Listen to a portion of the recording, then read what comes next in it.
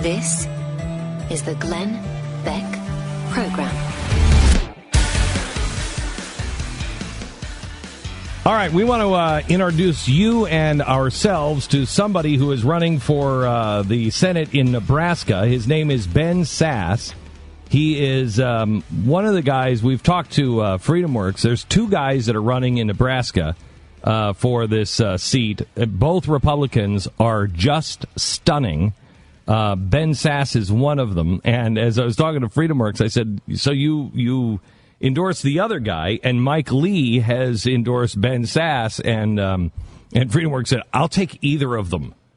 And I am the same way, assuming that Ben Sasse is everything that he seems to be. And I have a lot of friends who are like, Glenn, you've got to have Ben Sasse on. Welcome to the program, Ben. Glenn, good to be with you. Thanks for having me. So tell me why you're running for Senate, and what are the biggest issues, and why we should trust you.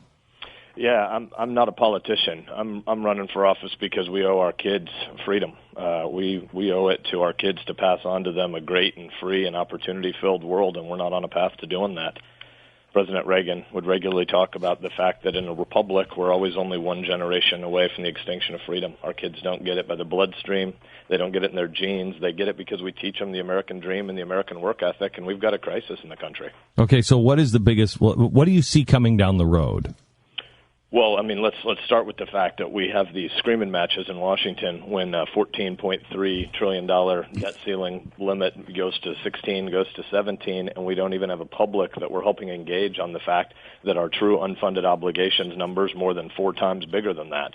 We're on a path toward a Greek-style debt crisis. Politicians think they're Santa Claus. They make promises that don't add up, and then instead of dealing honestly with them, they add another entitlement in the form of Obamacare. What is your background? I'm a 42-year-old non-politician. Most of my background is in business turnaround projects. So I've worked for Boston Consulting Group and McKinsey and Company, and spent the last 5 years as college president in my hometown. 130-year-old Lutheran liberal arts college was going out of business, and I was blessed to be a part of a team that came in to turn it around, and we're now the fastest-growing school in the Midwest. Okay, there is a story out today that I just find remarkable, that David Stockman came out and said the Fed's moves put us into economic calamity. The Fed said it could end its stimulus program in the fall. The stock market tanked. Stockton now says we should have never painted ourselves so deep in this QE corner in the first place, because the whole policy is false. How do we get out of this? What do you agree with that? And how do we get out of that? Yeah, so I haven't seen the news of this morning particularly, but when you're on the trail with Nebraskans, our folks now talk about Obamacare not just as a failed worldview, as just not just failed legislation, but an entire failed worldview. And one component of that is you don't even have to pretend there's budget seriousness. If you pass budgets that make no sense, you can just print more money with quantitative easing around 4, 5, and 6. Eventually, reality comes to bear in this situation, and I think Greece is really the best picture of what ultimately happens. You can't kick the can down the road. But you don't have a society that cares about this for the most part. You've got a president who is missing all of his national security meetings while the world is literally on fire. You have budgets not even being passed, and debts going through the roof. You have now the polls back on Obamacare with the president actually starting to climb back up again. There is we are as disconnected as a society from reality as Wall Street is from actual real economic numbers. You know, you're right. To your opening point there about the disengagement of the public, I think George Will had a column last month that only about 40% of the American electorate even know that we have 3 branches of government. So we've obviously got a crisis. In a republic, we believe in the self-discipline and the virtue of the people as the guardian of liberty. And if we're disengaged, we've got a real problem. And obviously we've got that in particular with the next generation. We've bred cynicism and disengagement and false promises. And the crisis of the work ethic, I think, is as big a deal as anything particularly political we could talk about. But inside those that are politically engaged, I do also find some hope. Because on the ground in Nebraska, we've got serious people. When you go to town halls in Nebraska, and we're getting some of the biggest crowds in the history of Nebraska politics right now, these people stand up, and 33% of our jobs are ag-dependent jobs. And if you don't get your crops in on time in the spring, you're not going to get them out before the frost in the fall. And there's no way the federal government can just write a new rule to make up a different reality. Well, let me talk to you about that, because I think I live in a farming community part-time when I'm not living here in the city, and I see two sides of things. I see the side of farmers that everything makes sense. When you live on a farm, everything makes sense. You understand how the world works. You understand how nature works because you're part of it. You also understand how God works because you are dependent on Him. You can do everything right, and your crops may not come in because you're dependent on Him. You're also dependent on one another. That being said, the other side that I see is a farming society that is dependent on subsidies. Yeah, so let's break those apart. Maybe a brief comment on the latter half, and then let's go back to the former as well. The federal government has so perverted the marketplace for different types of insurance all over the place. I mean, in healthcare, we pretend we're talking about health insurance when we're usually talking about the collectivized prepayment of mostly predictable medical expenses, where Washington gets to be the center. Mm-hmm. In an agricultural farm bill, the most recent one, 975 pages, lots and lots of slop in there. There's a $150 million subsidy for maple syrup marketing budget. I don't see where you find, from good and necessary inference in the Constitution, some way that the federal government should be helping us subsidize sweeteners for our breakfast products. It's a whole bunch of mess. But partly the mess is created by the fact that normal farming does require there to be some sort of crop insurance market, and the feds have perverted that. But I think your opening points are the right places to drill deepest. Our worldview in America has always been based on the idea that most of what defines meaning is outside of and prior to government. You know, we travel the state right now in our campaign bus. We have the 22,000 pages of implementing regs of Obamacare. And they're 9.5 feet of paper, and we have a big metal rod through it, and we anchor it in a dolly, and we put it at the front of the room at all of our town halls. And we contrast it with the Homestead Act of 1862, which is the piece of legislation that led to the settling of 270 million acres of the former Louisiana Purchase. That Homestead Act of 1862 is 2 pages long. It created a framework for ordered liberty, but it didn't think that government defined meaning. Local families and communities and worshiping communities and civil society and mediating institutions and entrepreneurs define meaning, and we need to recover that sense of America. But nobody, again, I go back to nobody wants that sense of America. I shouldn't say nobody. There's a large growing number. When the president is on Ellen today and not dealing with serious journalists, serious issues. Yesterday, he went to a movie screening in the middle of the workday while Russia was invading Ukraine. He went to a private movie screening of a Cesar Chavez movie in the White House. So nobody cares. So how do you get people to have that conversation on a national scale? Well, unfortunately, we're probably headed toward a path where crisis is what's going to focus the mind, right? I mean, William F. Buckley's old line, there's nothing that's wrong in America that a Great Depression couldn't fix. Unfortunately, we're headed down a path toward either a debt crisis domestically with obviously international consequences, or we're going to have more foreign policy crises.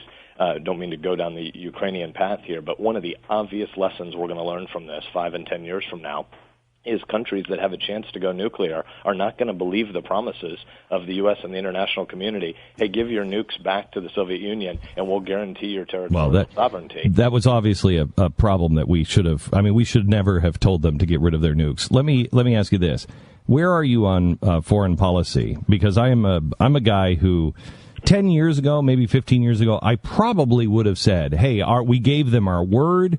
Putin is a very bad man. You can't let him have the rest of Europe. And I probably would have been a guy who said, hey, we've got to be involved. Now, I have totally flipped. I am very libertarian on let's stay out of everybody's business here. Where do you stand on what should we be doing in Ukraine? Yeah, so let's start with your principled question before we get to the Ukraine, because we're in a mess there because we've blustered and bluffed and drawn lines in the sand that we didn't intend to keep. The first point is the first duty of the federal government is to defend us from enemies, foreign and domestic. The 9th and 10th Amendment envision a world where almost all governance functions that might be necessary can and should be delivered at the state and local level. But border security and national security policy has to be done at the federal level. And so this is the first duty of government, to protect U.S., the 310 million U.S. citizens. That means that we need allies in the world, and that means we need to keep our promises.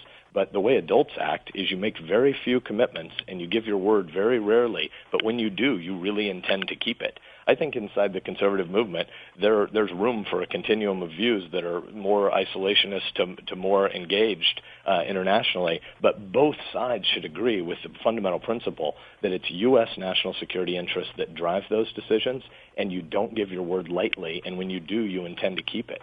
So then to your Ukrainian question, the problem isn't today. The problem is in the years that led up to today, where we just gave our word weekly, and now we've reduced our level of total national security investment to the place that we've abandoned the U.S. historic doctrine of being able to fight two large-scale wars at a time. And if you make that sort of investment, you rarely have to do it because people actually believe your word. We're at a place right now where our enemies don't fear us and our friends don't trust us. So where do we do what? If you were in the Senate right now and John McCain said, "My friends, we've got to fight. We've got to stand up to Putin," what would you be saying? Yeah, I don't think we have the level of preparedness and investment to be able to do that. I think that the mistakes that were made were well before today when we drew lines in the sand. We promised we were going to deploy anti-ballistic missile systems in Poland and the Czech Republic, and we didn't fulfill our commitments there, and that's why Putin got what he got here. But fundamentally, this president has a naive liberal worldview that somehow thinks international aggression is out of date. We're being schooled by Putin. We're being schooled in Iran. We're being schooled in many places across the globe. And the diminution of the U.S. brand and credibility around the world is bad for us and bad for the world. Talking to Ben Sasse, he is running for Senate in Nebraska. Ben, speaking of being schooled, where do you stand on Common Core? Common Core is such a disaster. The fundamental duties of government at the national level don't ever have anything to do with trying to raise my kids. There are a lot of, I think only 9 states are like Nebraska, and being fortunate to have had a governor that has resisted Common Core. But it is a tool for driving political correctness in the future. We need to resist it. I heard in your intro you talking about FreedomWorks. Obviously, there are issues in life where FreedomWorks and I differ, but I really love the work they've done against Common Core. The war on our children and the federalization of childhood. Government can't fix most problems. But government can make them worse. And when you see problems of dependency rising up in local communities and the feds come in and try to fill that vacuum, what they actually do is they subsidize the absence of mom and dad. Common Core is a disaster. Rand Paul recently said, love that, by the way, but Rand Paul recently said something like, we're going to have to Republicans, in order to win, are just going to have to agree to disagree on social issues this time and just leave it alone, sort of. How do you feel about that? Yeah, I don't agree with that, but I want to give Rand something back here. So I am a social conservative on all these issues. I think that the traditional family predates government. Government doesn't create this meaning. The great verb at the beginning of the Constitution is secure.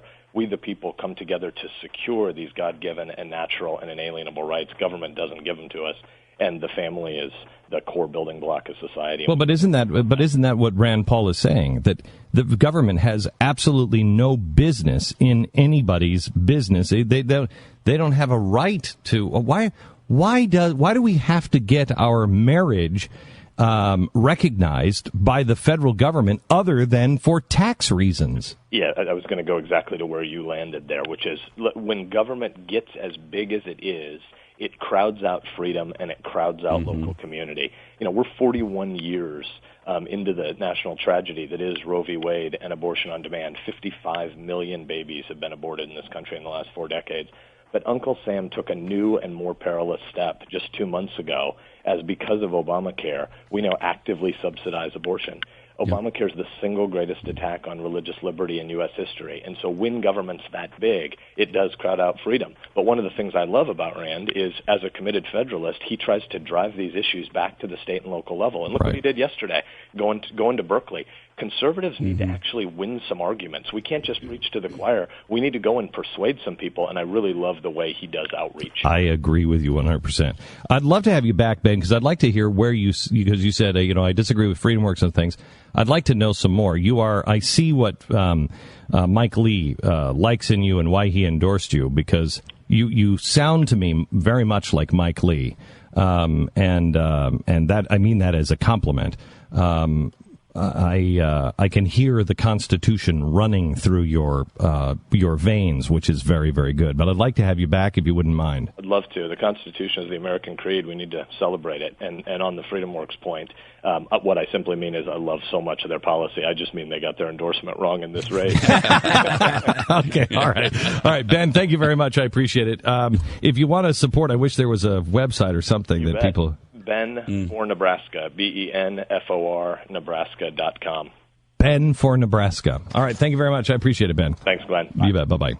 I'll take either of these guys. Great. He's great, he's too. really good. And I tell you, Mike Lee doesn't just give endorsements out, neither does FreedomWorks, but they don't give it out like candy.